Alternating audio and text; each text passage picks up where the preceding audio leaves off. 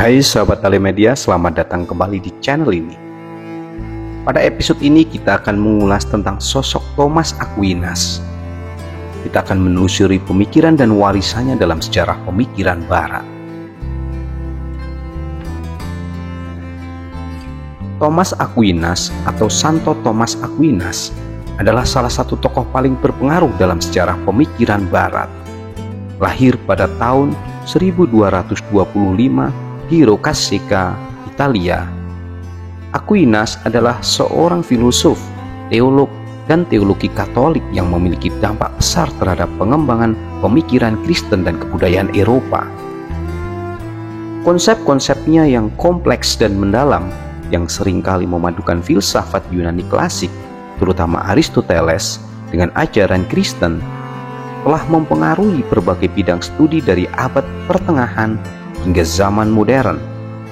Dalam narasi ini, kita akan menyelami kehidupan, karya, serta konsep pemikiran Thomas Aquinas secara komprehensif.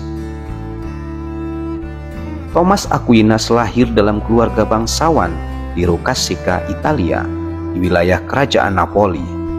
Ayahnya, Count Landulf dari Aquino, berasal dari keluarga yang berpengaruh di daerah tersebut. Sejak kecil, Thomas menunjukkan bakat intelektual yang luar biasa. Pada usia yang sangat muda, ia dikirim untuk belajar di Biara Benediktin Monte Cassino, yang merupakan salah satu pusat pembelajaran terkemuka pada masa itu. Di Monte Cassino, ia mulai mendalami studi-studi klasik, termasuk karya-karya filsafat Aristoteles yang diterjemahkan ke dalam bahasa Latin oleh para cendekiawan Muslim dan Yahudi di Spanyol. Kemudian pada usia sekitar 14 tahun, Thomas dikirim oleh keluarganya untuk belajar di Universitas Naples. Di sini, ia belajar tentang filsafat, teologi, dan sastra klasik. Kehidupan akademisnya di Naples sangat dipengaruhi oleh karya-karya Aristoteles yang mulai dipelajari secara intensif di universitas Eropa pada masa itu.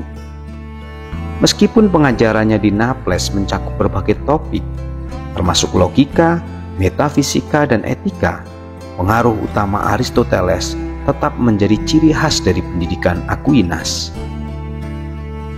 Meskipun keluarganya berharap agar ia mengikuti jejak keluarganya sebagai keluarga bangsawan, Thomas memiliki panggilan spiritual yang kuat. Pada tahun 1244, ia bergabung dengan Ordo Dominican, sebuah ordo religius Katolik yang didirikan oleh Santo Dominik. Keputusan ini mengejutkan banyak orang, termasuk keluarganya sendiri, yang berharap agar ia mengejar karir yang gemilang di dunia duniawi. Bergabung dengan Ordo Dominican membawa Aquinas ke Paris, pusat intelektual utama pada masa itu. Di sini ia menjadi murid dari Albertus Magnus, seorang filosof dan teolog terkemuka yang memperkenalkannya pada pemikiran Aristoteles secara lebih mendalam. Pengaruh Albertus Magnus terhadap Aquinas sangat besar, dan hubungan mereka yang dekat membentuk fondasi bagi pemikiran Aquinas yang lebih matang.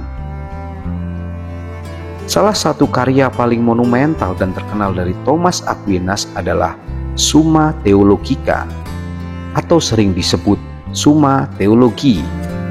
Karya ini adalah rangkuman pemikirannya tentang teologi yang mencakup berbagai aspek iman Katolik, etika, dan filsafat.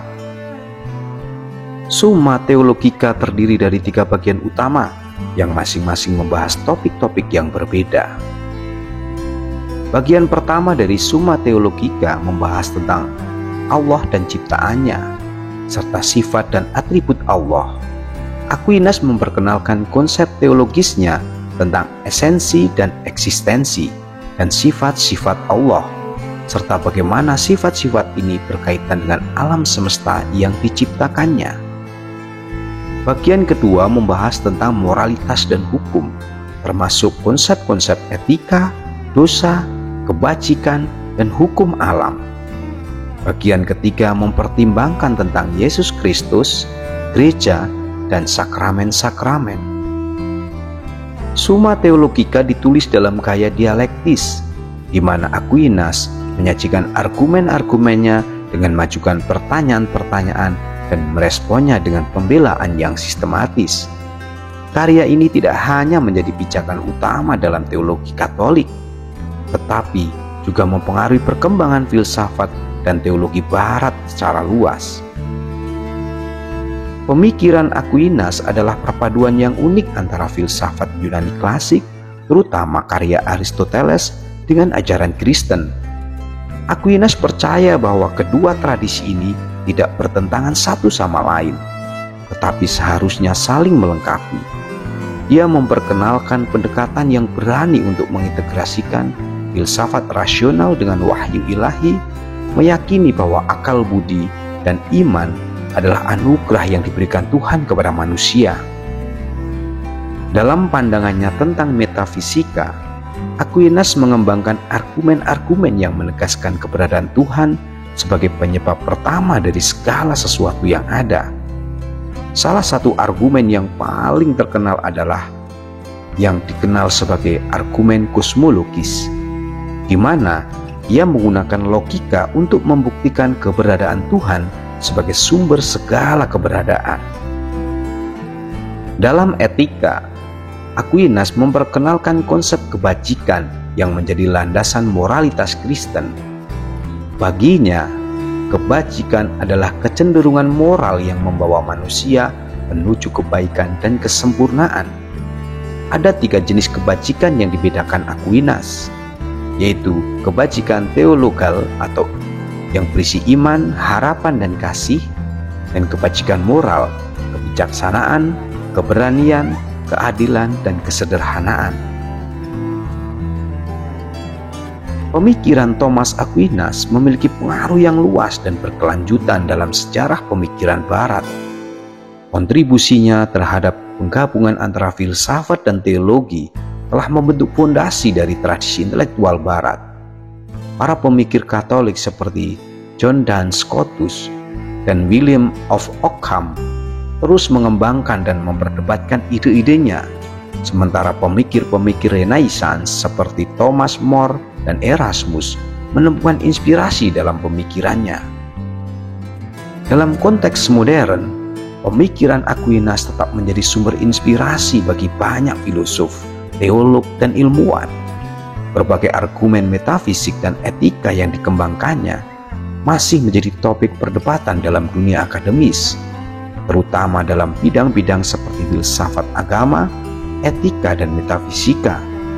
Karya-karyanya juga terus dipelajari di universitas-universitas di seluruh dunia. Hal ini mencerminkan relevansinya yang abadi dalam pembentukan intelektualitas Barat. Selain Summa Theologica, Aquinas juga menulis berbagai karya lain yang signifikan.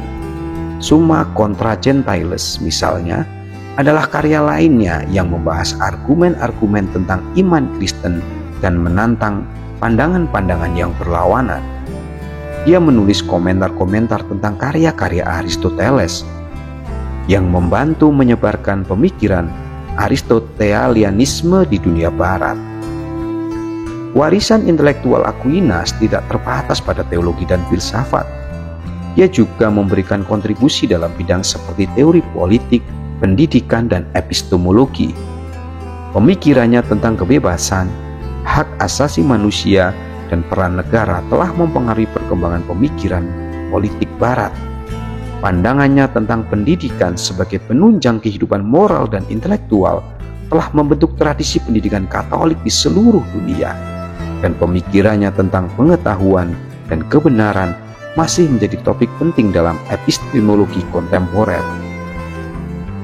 Thomas Aquinas adalah salah satu tokoh yang paling penting dalam sejarah pemikiran Barat. Karya-karyanya yang monumental, pemikirannya yang kompleks, dan pengaruhnya yang luas telah membentuk fondasi dari tradisi intelektual Barat. Melalui integrasi antara filsafat Yunani klasik dan ajaran Kristen, Aquinas telah memberikan kontribusi yang tak ternilai bagi pemahaman kita tentang dunia dan diri kita sendiri. Warisan intelektualnya yang kaya terus mempengaruhi berbagai bidang studi, dari teologi hingga etika, dari politik hingga pendidikan. Dengan demikian, Thomas Aquinas tetap menjadi salah satu tokoh yang paling dihormati dan dihargai dalam sejarah pemikiran manusia. Sahabatku semua, demikian kita mengeksplorasi perjalanan hidup, karya, serta warisan dari Thomas Aquinas. Semoga eksplorasi kita ini memberikan dampak kepada kita untuk menambah pemahaman baru tentang dunia filsafat dan tokoh-tokoh yang melahirkan karya-karya yang bermanfaat bagi kehidupan di dunia ini. Terima kasih sudah menyimak konten dari channel Alimedia. Jangan lupa untuk subscribe, like, dan tinggalkan komentar di channel ini. Kita bertemu kembali di edisi mendatang. Sampai jumpa. See you next time. Terima kasih.